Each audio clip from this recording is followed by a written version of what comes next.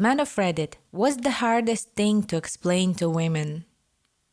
That sometimes we need personal space and it has nothing to do with our opinion of you. Definitely. When I first moved in with this girl, she wasn't working and I was. So every day I would be up at 6 a.m. to go to work and then back late on an evening to find her, her brother, her friends, all sitting around the living room and all wanted to talk to me. Like, shut off. I just got in from work. Can I have 5 minutes alone to just reset myself? Alone time is great and everyone should have at least 30 minutes of it daily. That wanting to be alone is not the same thing as not wanting to spend time with them. Sometimes this is me personally, so I can't say it's common. The struggle not to share emotions isn't as much the worry of backlash from society or friends, etc. It's more just a conflict within ourselves to verbalize and come out with it. I trust my friends with respect in how I feel. I just can't get it out because I'm fighting myself. But just because I'm quiet in your presence doesn't mean I'm upset. Just means I'm either tired, don't have anything to say, or I'm thinking about something. Yeah, dude, I feel this one. My default state is sitting quietly. My roommate, however, feels the need to feel every silence she encounters with words. I think that she interprets my quietness as me not wanting to talk to her, when in reality I just have nothing to say at the moment. Or as pointed out above, I'm thinking of something you probably don't want to hear about, like who would win in a fight, Thanos or the Witch King of Agmar. Sometimes I'm not in an emotional or mental state to be ready for the bedroom. I need romance to get me there sometimes too. I don't always want to be the one that initiates sex. It makes me feel like a creep. It doesn't necessarily make me feel like a creep, but it makes me think the girl doesn't actually want sex most of the time. When a girl does ask for sex or initiates it in her own way, it makes it so much more fun for me and takes out a lot of the anxiety and stress that sometimes surrounds sex in a relationship, because it really does feel like a two-side give and receive situation. I've tried so hard to explain this to my girlfriend and my previous girlfriends before. It's really hard to vocalize. They think I'm not interested since I don't want to initiate all the time, and that's really not the case. Not even that, but maybe I want to feel wanted and sexy for once. If I could upvote this 1,000 times, I would. I don't care if you're always willing to engage when I want to. Catch me by surprise once in a while and make me feel like you have to have me. Why I don't know what the my best friend is up to in life, even after hanging out with him all day.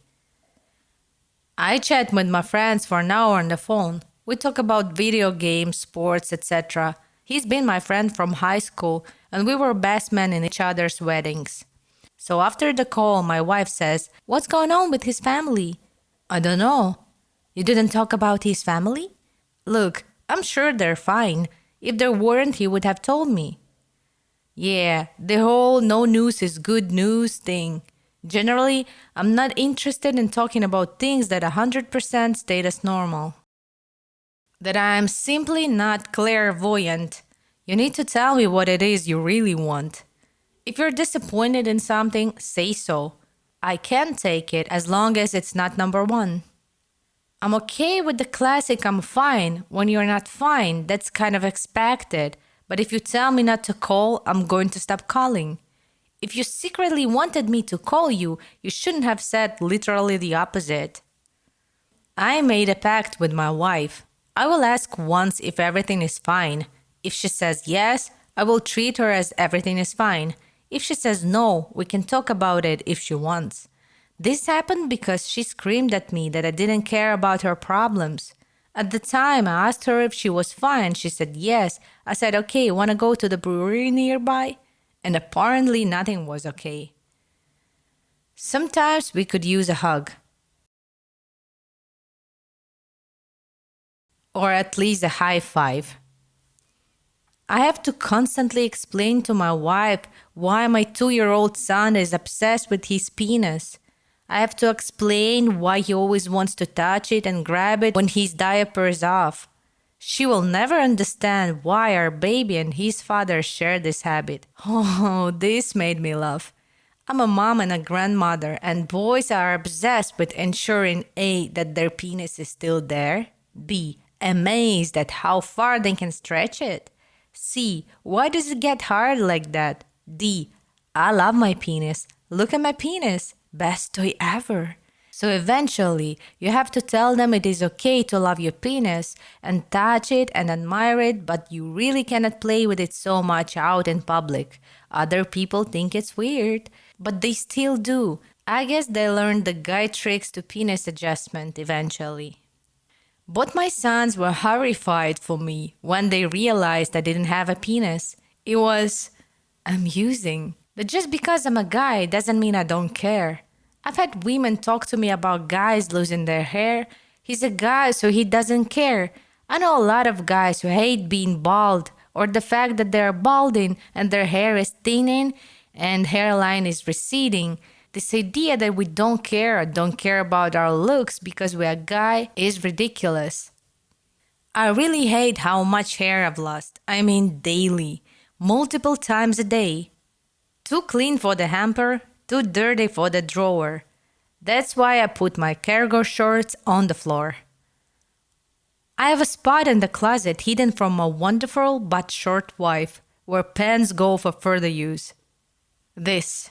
My wife and I lost a dog in our second year of marriage. He was sick for a month and she was crying softly about it on a daily basis. I was extremely sad but never cried. Then, when they took him away at the vet's office, I cried loudly and uncontrollably for what felt like an hour, probably realistically like 45 seconds though, and just couldn't calm myself down. In the car, she said, "You know, if you didn't bottle it up and let it out a little at a time, you wouldn't get like that." What she didn't understand at that moment is that for a lot of men, we don't have that middle ground of crying. It's either nothing or everything. A lot of us never learned how to cry in a semi-controlled manner because we never saw a man do that when we were young. I'm 40 years old and I've never seen my father cry. Not at any of our weddings. Not at his parents' funeral. Nothing. In other words, I've never had that subconscious model of how a man is supposed to cry and don't have any practice at it. When I try to make myself cry, I can't, whereas my wife can watch any commercial with sick animals, cry quietly for 5 seconds, and then be done with it. This deserves to be way higher. I work in a highly emotional field as a male, trauma and mental health support. I am an avid tear supporter, but never do I cry myself. Similarly cried only once in my young adult life, alone in my office, when I got a call from my dad saying they put down my childhood dog. My girlfriend always gets mad that I don't cry at things, but more the reason than not is because I don't think I've ever seen a grown man cry in real life. So how am I supposed to know what it looks like? My dad was cold as ice with all emotion, and I grew up thinking I had to be too. Now I can only thank my education and job for working with emotions, but I still was never taught how to cry like a man. You can pop a boner without being aroused. You can get a boner even when you are nervous. Heck, sometimes I can get a boner when I'm aroused, and sometimes I get one because I'm hungry. Sometimes I'll get a boner due to boredom. Like my body just senses it and goes, "Here, buddy, play with this." Boners are weird. That I don't feel like having sex right now. But you woke up with a boner. Yeah, that means you want to have sex. Sometimes. Not right now? Yeah, not right now. You don't love me anymore. I have to pee. We're still a human, so that's mean we have feelings too. So please take care when choosing your words when you're arguing with us.